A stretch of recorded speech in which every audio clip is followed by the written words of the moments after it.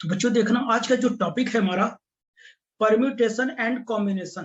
Permutation and combination, आपने क्रमचय संचय का नाम पढ़ा होगा ना?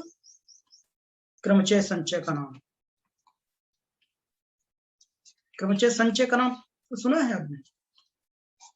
इंटरमीडिएट में पढ़ा होगा, अगर यूपी बोर्ड से होंगे तो, सीबीएसई से होंगे या इंग्लिश मीडियम से होंगे तो परम्यूटेशन एंड कॉम्बिनेशन का नाम सुना होगा आपने।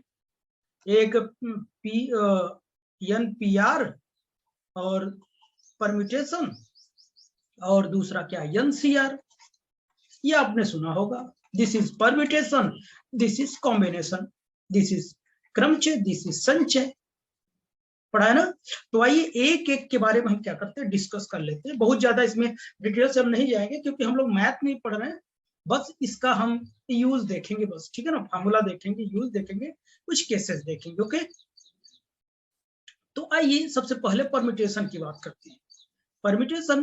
परम्यूटेशन में देखिए, a permutation is an arrangement. Permutation कुछ और नहीं बल्कि एक क्या है, अरेंजमेंट है। ये क्या है, एक अरेंजमेंट है of a number of particles in a definite order. Definite order में क्या है, पार्टिकल का एक अरेंजमेंट है, उसी को हम लोग क्या बोलते हैं, परम्यूटेशन बोलते हैं। वो ऑर्डर क्या होगा, टेकन सम पार्टिकल और ऑल एट अ टाइम, यानी कुछ पार्टिकल को अरेंजमेंट करना है या एक बार में सभी पार्टिकल को लेके अरेंजमेंट करना है। तो परम्यूटेशन क्या है, कुल मिला के अरेंजमेंट होगा, यानी ये क्या है, अरेंजमेंट ऑफ द पार्टिकल है, अरेंजमेंट ऑफ पार्टिकल है, number of particle definite order में। या तो कुछ पार्टिकल को लेके ऑर्डर में रखिए या तो एक टाइम में सभी को ले लीजिए। तो परम्यूटेशन क्या है, कुल मिला के एक अरेंजमेंट है, कुछ और नहीं, ठीक है ना? तो अब देखना, अगर ये ऐसा है तो हम एग्जांपल लेके हम क्या करते हैं कि इसको प्रूफ एक्सप्लेन करके देखते हैं, इसके ऑर्डर को हम कैसे रखेंगे, ठीक ना? तो हम कंसीडर करते हैं, इफ वी कंसीडर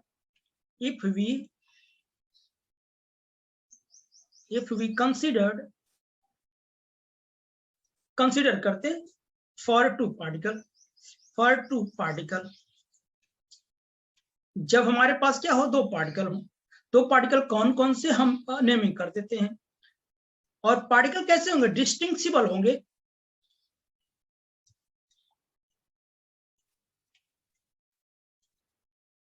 डिस्टिंक्सिबल पार्टिकल होंगे, मतलब अलग अलग, मतलब जिसमें आप भेद कर सकें।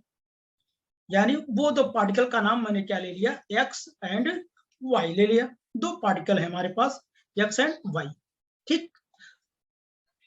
तो अब देख रहा, दो पार्टिकल हैं हमारे पास एक्स वाई। अब इसको कितने तरीके से हम क्या करते हैं, अरेंज कर सकते हैं।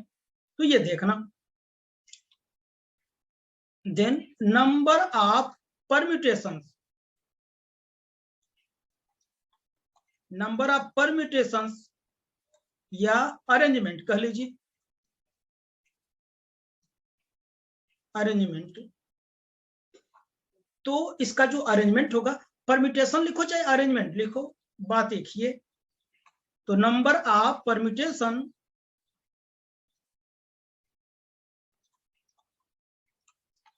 बताओ, मैं पार्टिकल को कैसे अरेंज कर सकता हूं। एक तो एक्स वाई के रूप में रख सकता हूं, या मैं एक्स वाई रख सकता हूं, या तो हम ये कह ले कितना वाई एक्स लिख लें।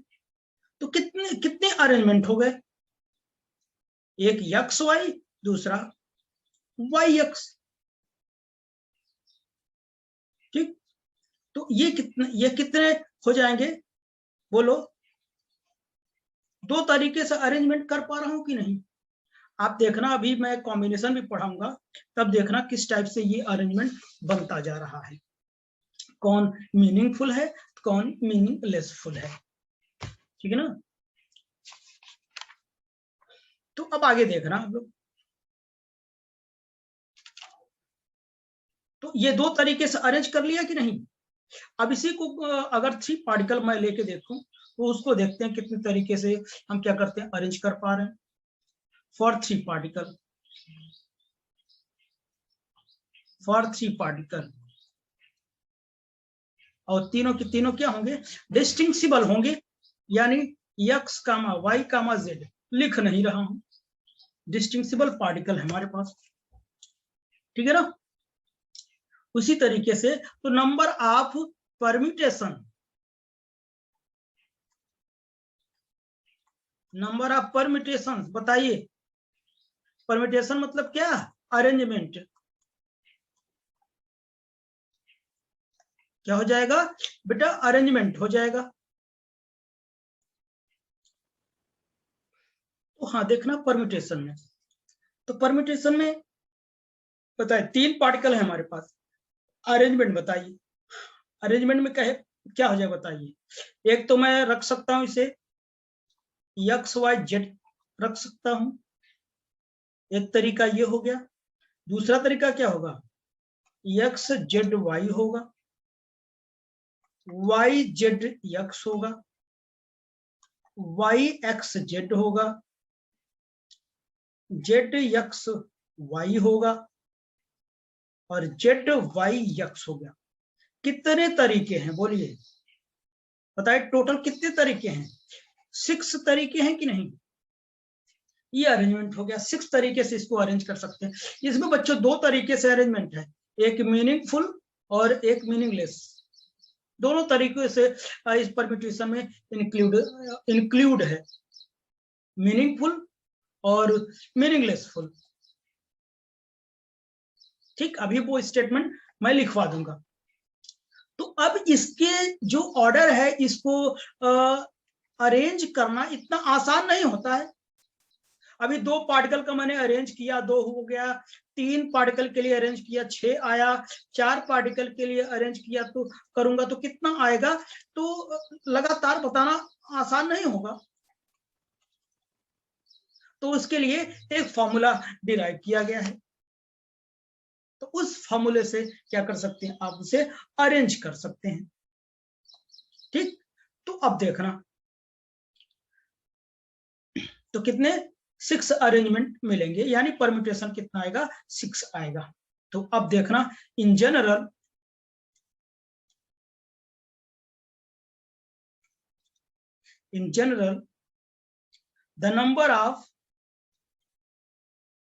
the number of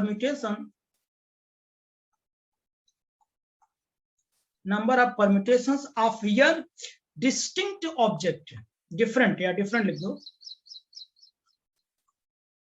different objects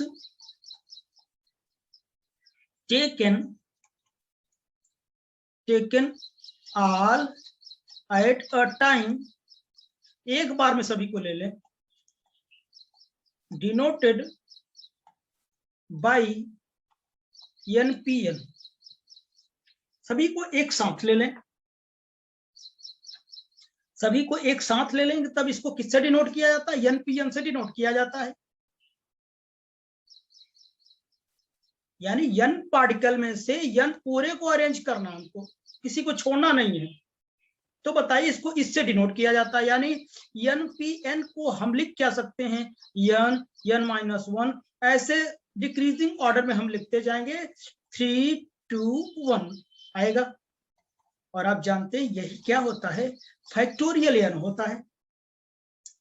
क्या होता है बच्चों, फैक्टोरियल n होता है। फैक्टोरियल का मतलब समझते ना, 4 फैक्टोरियल लिखा जाए क्या, 4 3 2 1, यानी उससे डिक्रीजिंग डिसेंडिंग ऑर्डर में मल्टीप्लाई करते हुए लिखते जाएंगे। ठीक, वो तो सबको पता है, ग्रेजुएशन कर रहे हैं इतना तो पता है। तो ये क्या है, परम्यूटेशन में ये एक फार्मूला आया, अभी n में से n को अरेंज करना पड़ रहा है। ठीक, अब n में से r को अरेंज करना हो तो तब उसके लिए हम क्या करेंगे, केसेस बनाएंगे। ओके बच्चों, तो ये हमारा फार्मूला मिल गया, n फैक्टोरियल npn। अब अभी मैंने n में से n को अरेंज कर रहा था, अब n में से कुछ r पार्टिकल को क्या करूंगा, अरेंज करूंगा। तो उसके कुछ एग्जांपल हम देखेंगे। ठीक, तो आइए आगे देखता हूं। अच्छा, तो डिफरेंट केसेस लिखते हैं, डिफरेंट केसेस में पहला number, the number of permutations of n different object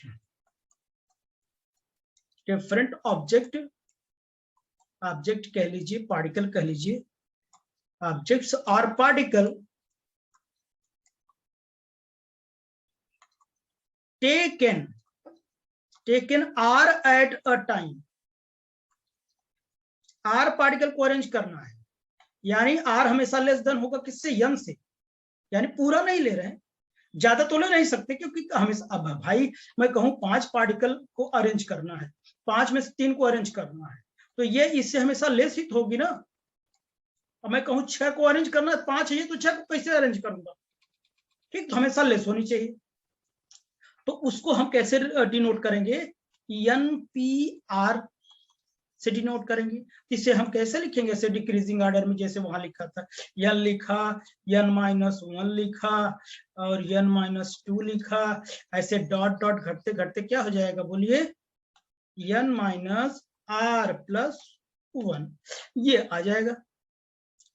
और इसी को फार्मूले के तौर पे इसे डिफाइन कर लिया गया, n फैक्टोरियल बाई n-R का फैक्टोरियल, ये हमारा फार्मूला बन गया परमिटेशन का। आप जब बीएससी 3rd ईयर में हैं तो आपने वो पढ़ा होगा, मैथ में आपने पढ़ा होगा न्यूमेरिकल एनालिसिस, यानी पढ़ा होगा, ठीक है ना, न्यूमेरिकल एनालिसिस में मैथ में है, तो वहां मैंने भी जिसको मैं पढ़ाया हूं उनको मैं पढ़ाया हूं, तो वहां पे ये जो फैक्टोरियल होता है, ये सारे फॉर्मूले वहां प्रूव किए जाते हैं कैसे आता है, ठीक। तो आपने ये देखा परम्यूटेशन का फॉर्मूला मिल गया, ठीक। अगर यहीं पे मैं कहूं, अगर मैं कह दूं इफ जो आर है क्या है, n के बराबर हो जाए, केस हो जाए, मतलब पूरे पार्टिकल को लेके अरेंज कर दिया जाए, तो देखिए n हो जाएगा factorial n factorial by n-n का फैक्टोरियल, तो n फैक्टोरियल बाई ये 0 का फैक्टोरियल 1 होता है, n फैक्टोरियल। अब आपको पता चला होगा कि मैंने nPn को अभी थोड़ी देर पहले ऐसे क्यों लिखा था, अब आपको पता चल गया होगा, ठीक है ना। केस नंबर 2 की बात करता हूं, केस 2 की बात करता हूं, सेकंड केस की बात करता हूं। अगर मैं कहूं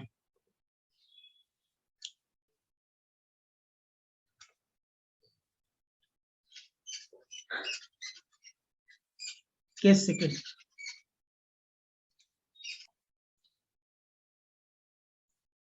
हाँ बच्चे देखना, तो एक नोट पढ़ में लिखता हूं, if all the objects are not distinct, some are alike, then factorial n by n-r factorial is not applicable। तो ये नोट पॉइंट ये है कि ये फार्मूला कॉम्बिनेशन का क्या होगा, अप्लीकेबल नहीं होगा, कब, जितने भी ऑब्जेक्ट हैं अगर वो सभी के सभी डिस्टिंक्ट नहीं हो, अगर वो अलग अलग नहीं हो, डिस्टिंक्ट मतलब जानते हैं ना, विभेदित नहीं हो रहे, एक जैसे हैं, तो ये क्या होगा, ये फार्मूला अप्लीकेबल नहीं होगा,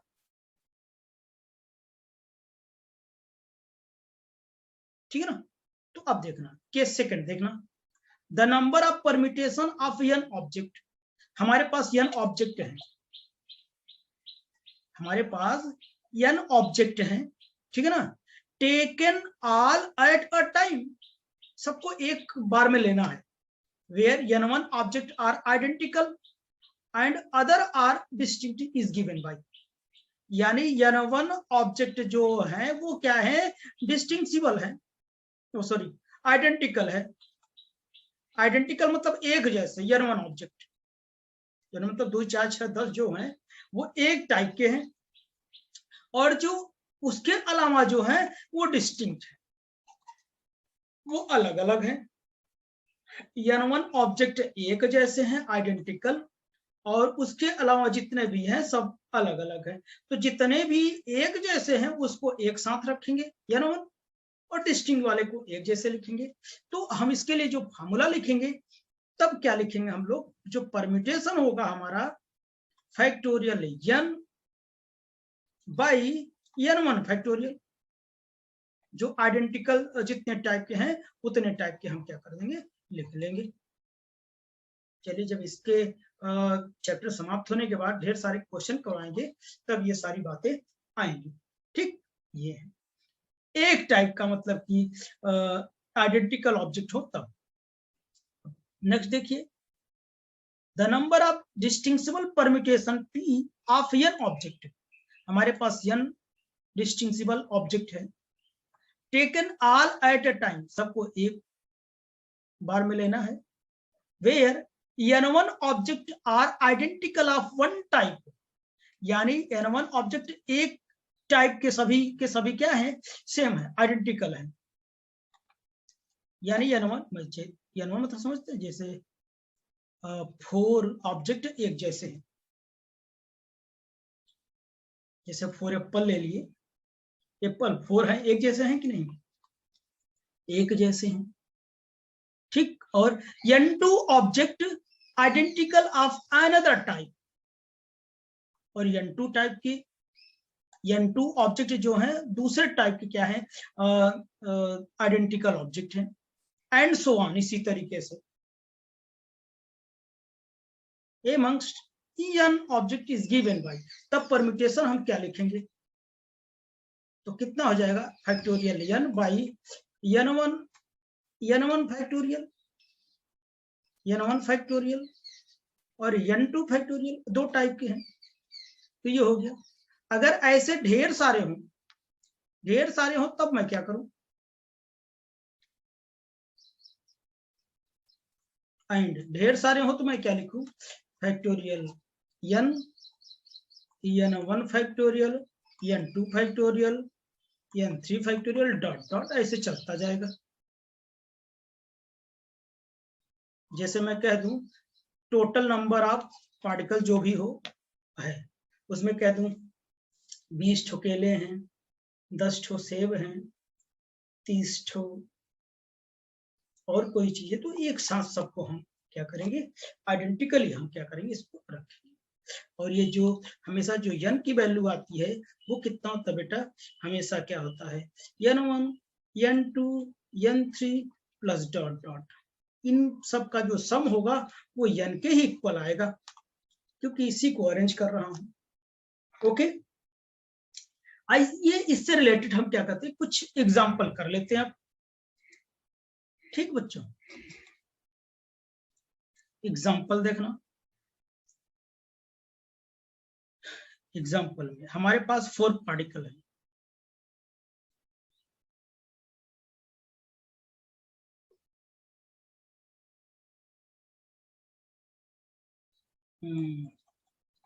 find the permutation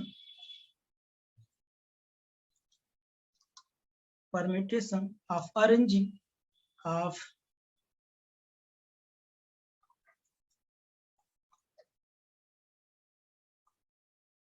arrangement of 2 particle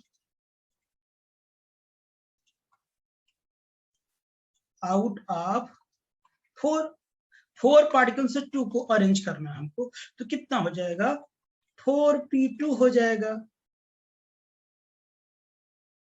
4 particle हमारे पास, 4p2 हो जाएगा। तो इसे बताओ क्या हो जाएगा, फैक्टोरियल 4 कितना हो जाएगा, factorial 4 by 4 minus 2 factorial, 4 factorial by कितना 2 factorial, 4 3 into 2 factorial by 2 factorial, ये कट गया, 4 into 3 will be equal to 12 arrangement होगा।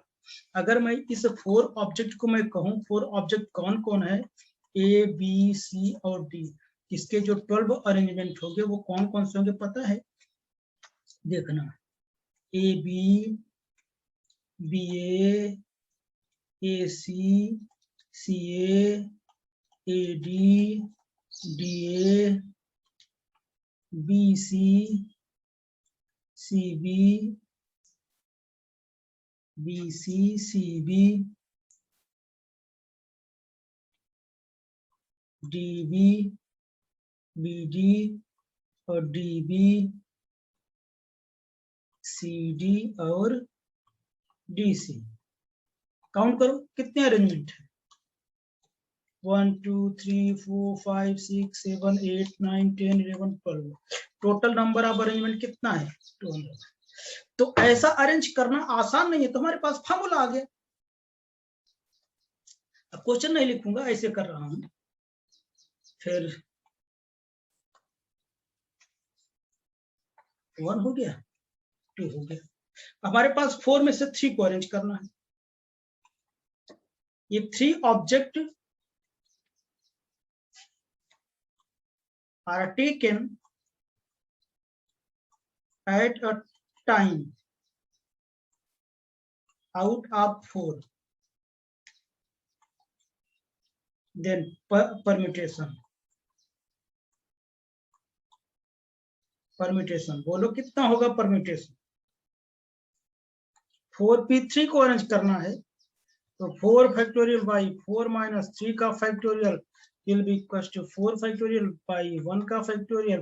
कितना? 4 फैक्टोरियल, 4 इंटू 3 इंटू 2 इंटू 1 और गुना 24 होगा।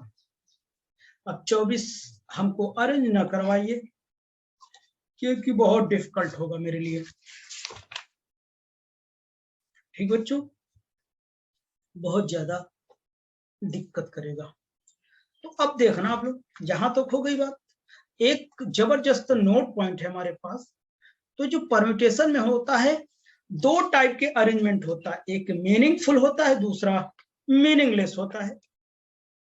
यानी जिस एक फिक्स ऑर्डर भी होता है, एक मीनिंगलेस मतलब कहीं भी किसी को भी आप अरेंज कर लीजिए, दोनों टाइप के। यानी these arrangement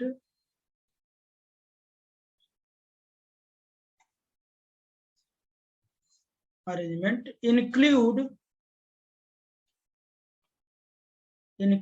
all type of arrangement, all type of arrangements। कौन कौन?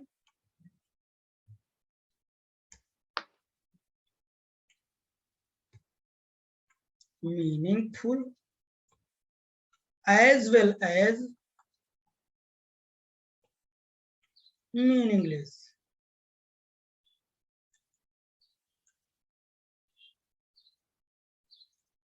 तो दोनों टाइप के कॉम्बिनेशन इसमें क्या होंगे? इंक्लूड होंगे।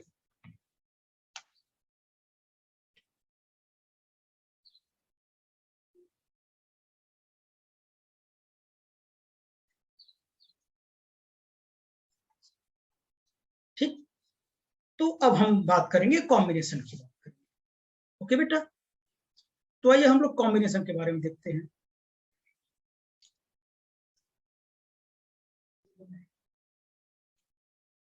तो देखिए कॉम्बिनेशन में होता क्या है?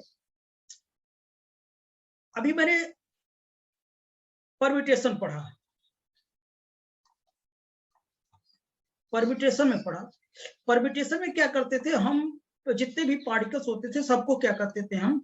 अरेंज करते थे। अरेंज करना ही परम्यूटेशन कहलाता था। लेकिन अरेंज करते समय हम क्या करते थे? इसके ऑर्डर को भी हम क्या करते थे? कंसीडर करते थे। यानी अगर एक्स वाई है तो वाई एक्स को भी कंसीडर करते थे। यानी मीनिंगफुल तो हुआ, मीनिंगलेस भी है। यार एक्स वाई तो ठीक है, वाई एक्स का क्या मतलब है? तो इसमें मीनिंगफुल भी है और मीनिंगलेस भी है। तो इसमें ऑर्डर को कंसीडर करते थे, लेकिन कॉम्बिनेशन में हम क्या करेंगे, ऑर्डर को कंसीडर नहीं करेंगे, यानी मीनिंगफुल तरीके से अरेंज करेंगे। अरे ऐसे अरेंजमेंट को हम क्या बोलते हैं, कॉम्बिनेशन कहते हैं।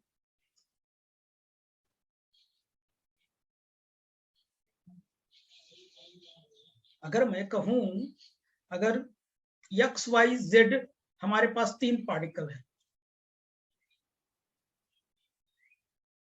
तो इसको अरेंज करने का तरीका कितना होगा। अगर कहूं हमारे पास 3 पार्टिकल है,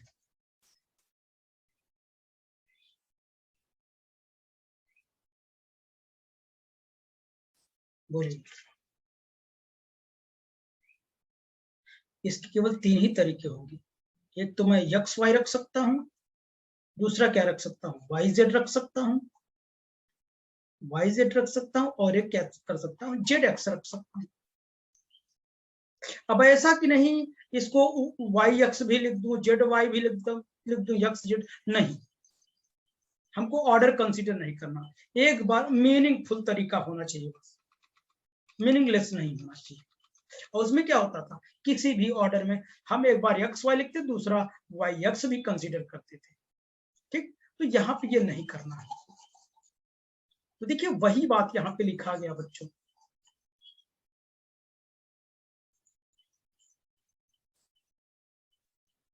यहाँ पे देखना हम लोग, देखिए, we are often interested in the number of ways of selecting r object from n।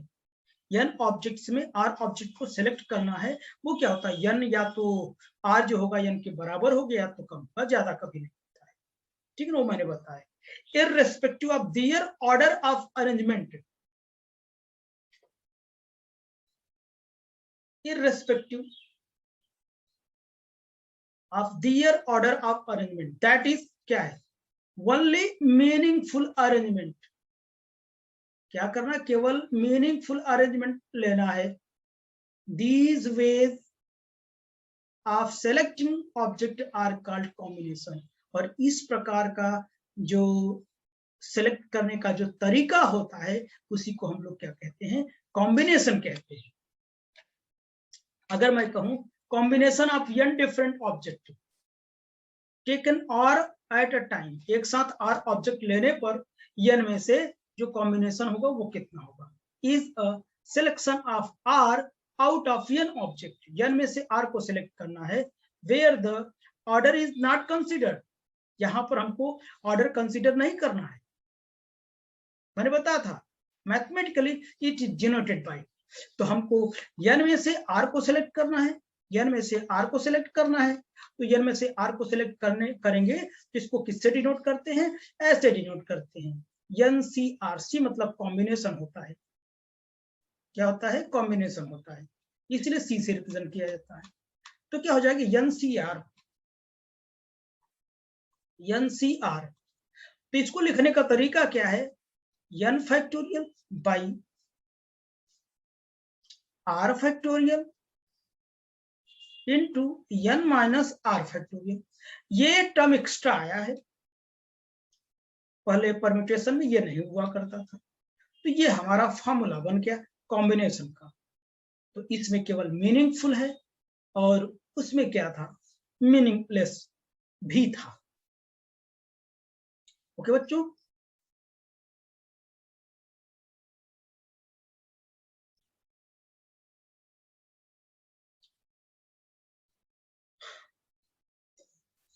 ठीक बच्चों, बात समझ में आई। तो आगे देखना, अब इसी से मैं क्या करूं, ये तो फॉर्मूला हो गया।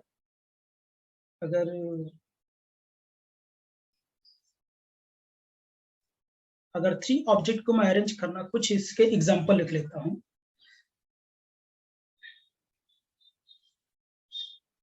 फॉर्मूला हो गया, तो इसके एग्जांपल कुछ ले लेता हूं। तो एग्जांपल में हमने 3 ऑब्जेक्ट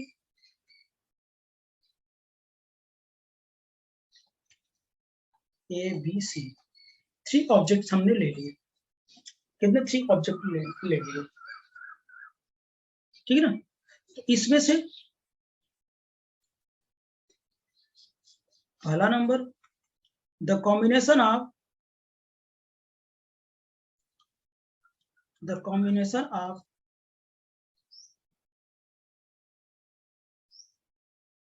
select two particle या two object out of तीन में से दो को लेना है। तो हम क्या करेंगे, 3c2 3 factorial by 2 factorial 3 minus 2 factorial 3 factorial 2 factorial 1 factorial 3 into 2 factorial by 2 factorial into 1, ये कट जाएगा 3। ऑर्डर कितने बने, 3 बने। अगर इसी को हमको क्या करना होता, अगर ए बी को अरेंज करना होता तो हम कैसे अरेंज करते, यही करते ना, ए बी बी सी और सी ए, बस हो गया। यही तो 3 अरेंजमेंट तो हुआ। ओके बच्चों, ये 3 अरेंजमेंट हो गया। अब दूसरे की बात करता हूं, दूसरा करो, the combination of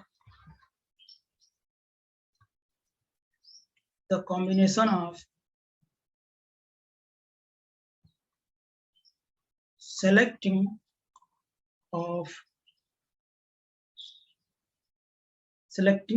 3 particle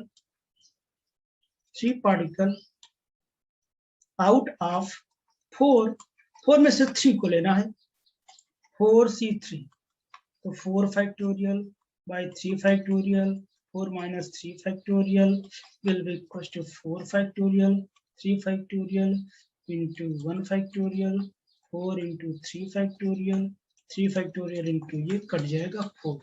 कितने तरीके हैं, 4 है। वो 4 तरीके क्या होंगे, 4 पार्टिकल्स हमारे हम मान लेते हैं ए बी सी और डी पार्टिकल होंगे।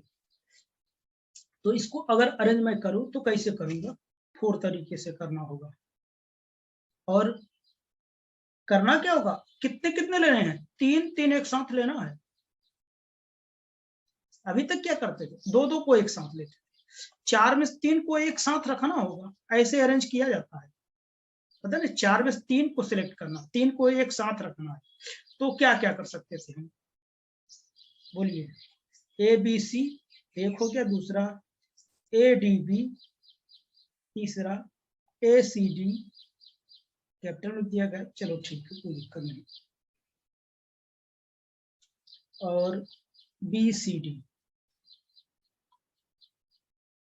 ये 3 हो, 4 हुए कि नहीं, 4 कॉम्बिनेशन हो गए। तो आई होप कि आपको ये टॉपिक समझ में आया होगा बहुत अच्छे से, ठीक है ना। बस फार्मूला आपके पास मिल गया, बस कैलकुलेट करना है बस। ये परम्यूटेशन कॉम्बिनेशन में कुछ ज्यादा है नहीं, ठीक। ओके बच्चों।